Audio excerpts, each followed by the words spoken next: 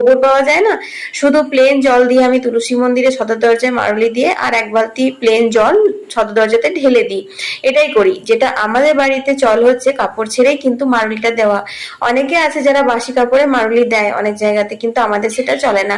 তো সেই জন্য আমি কাপড় ছাড়ার পর জল মারুলি করে আমি কিন্তু তুলসী মন্দিরে জল দেওয়াটা তোমাদের সাথে শেয়ার করি। আর ঠাকুর ঘরের কাজটা আমি শেয়ার করি না কোনো দিনই, হয়তো বা রেয়ার তোমরা কোনো সময় দেখেছো আমি ঠাকুর ঘর মোছা ঝাড় দেওয়া এরকম টাইপের কিছু তোমাদের সাথে শেয়ার করেছি। আসলে কি বলতো, এই যে ঠাকুরের বাসনগুলো দেখলে, এইগুলো কিন্তু সিংহাসন থেকে ঠাকুর ঘর থেকে আমরা সন্ধ্যের বেলায় যখন সন্ধ্যা দিয়ে আমি গোপালকে শয়ন দিই, গোপালকে খাওয়ানো হয়, তখনই কিন্তু এগুলো ঠাকুর ঘর থেকে বের করে দেওয়া হয়, ঠিক আছে?